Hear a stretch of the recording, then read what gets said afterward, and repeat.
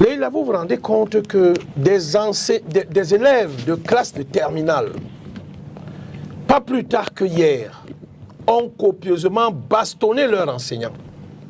Ils lui ont cassé la mâchoire en lui disant... Après le baccalauréat? Pardon? Après le baccalauréat. Après le baccalauréat.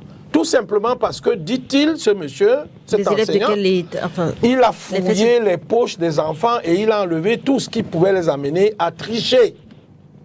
Ce sont des enfants qui ont entre 16 et 22 ans. Les faits se déroulent où? Au lycée technique de Loum. C'est ça, monsieur le maire? Merci. Merci beaucoup, monsieur le maire. Vous comprenez donc que ces deux-là, c'est la même bande. Ceux qui font encore semblant d'être à l'école, qui vont chercher un bac, et qui 2 ans, 3 ans resteront à la maison, n'auront rien à faire, et vont se livrer aux mêmes activités que les microbes. Donc, le premier problème, ou alors la première cause, elle est sociétale, les parents. Les parents. Nous avons eu cet âge, mais je ne sais pas que sur ce plateau, de la 6e en terminale, nous avons fait plus de 10 bagarres. Étant au lycée, en jouant un match de football, ou alors notre génération s'est livrée à ce genre d'actes. Comme disait peut-être Maître le maire, il y a les réseaux sociaux. Mais l'éducation est primordiale. Donc les parents devraient prendre leur entière responsabilité. Moi qui suis assis, aucun de mes enfants, je mets la main sur le feu, jusqu'en terminale, jusqu'après l'université, ne peut avoir ce comportement. Ce sont les valeurs qu'on inculque à nos enfants. Pour aller plus loin, Maître a commencé à le dire, il faudrait que le législateur durcisse les lois. Le Parlement va se réunir en juin, là, le 10. Je pense qu'il serait temps de prendre certaines... Moi, je suis pour la peine de mort, le rétablissement de la peine de mort au Cameroun. Ce n'est pas le sujet aujourd'hui.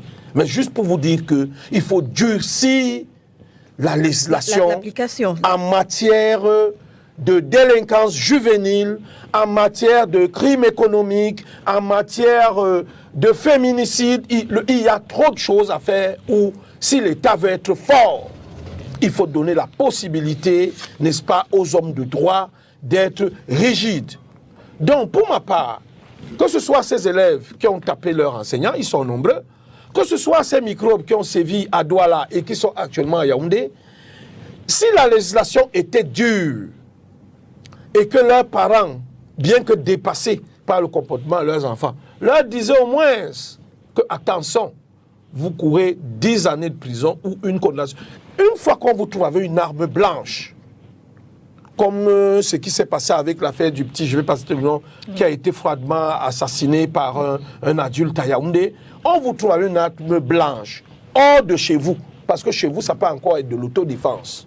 Que vous avez une machette, moi je suis d'une région d'Union Ikelé, chez nous on dit toujours qu'il faut dormir avec une machette sous le lit, c'est culturel.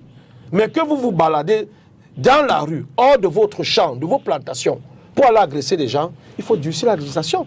Ça peut être une peine d'abord sévère de plus de 10 ans et une amende qu'on sait que vous ne payerez même jamais. Mais au moins, quand votre père va vous dire que fiston, tu as en cours là 15 ans, voire 25 ans de ta vie, c'est-à-dire à 22 ans, on te trouve avec une arme blanche, tu sortiras après 50 ans. Je crois que les gens vont se tasser. Donc il y a du travail à faire là-dessus pour que, quelque part, ceux qui sont chargés de la sécurité des biens et des personnes aient des leviers pour mieux actionner. C'est vrai, ça qu'il faut le dire, vous terminez, que quand on vous arrête avec de tels équipements, il faut des équipements sous-scellés. Moi, j'ai eu maille à partir avec le commissaire du 16e arrondissement de police de Douala, mon corps, qui a mon vigile, mon gardien, un de mes gardiens qui garde un terrain là-bas, ils lui ont collé une étiquette de microbe. Je suis allé 2 fois à la compagnie de gendarmerie de Ndogbon pour justifier que, 1, il n'avait pas de stupéfiants sur lui, 2, les machettes qu'il avait, c'est moi-même qui les avais achetées parce que c'est un terrain sur lequel il y a la mangrove et parfois il faut faire du nettoyage. On a dit qu'il était microbe, on a dit qu'il avait des stupéfiants sur lui. Donc vous avez parfois des hommes chargés de l'ordre public qui sont véreux, je dirais même qui sont des truands.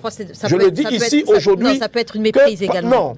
Je sais que vous avez dit tout à l'heure à Maître, au maire, que le conseil de la communication vous le cadre souvent, mais je dis qu'il y a des brebis galeuses, il y a des ripoux, que ce soit à la gendarmerie et à la police, et moi j'en ai fait face à un, particulièrement le commissaire du 16e arrondissement. Non, ça peut être une méprise. Non, ça peut être une méprise. Je vais pas. Je vous dis que 2 fois de suite. Monsieur Kelbé. Là, je vous dis je ne dis pas ça au quartier. Oui. Je le dis face à la caméra. Monsieur Kelbé, je ne vais pas vous laisser accuser à l'antenne comme ça le commissaire du 16e arrondissement, alors que je ne suis pas dans ce dossier. Il y a une enquête. Il y a eu une enquête. Je préfère. Il y a eu une enquête. Et il s'est avéré à la compagnie de gendarmerie de Ndogbong que ces enfants n'y étaient pour rien. Pour preuve, aujourd'hui, ils sont libres. Voilà, ils n'y étaient pour rien. Voilà. Peut-être que si le commandant était effectivement véreux, comme vous le dites, il aurait trouvé, mais de telles attitudes, charger des enfants en disant qu'ils sont des micros, avec des stupéfiants que vous n'avez pas mis sous scellé, ça s'apparente à quoi? La circulation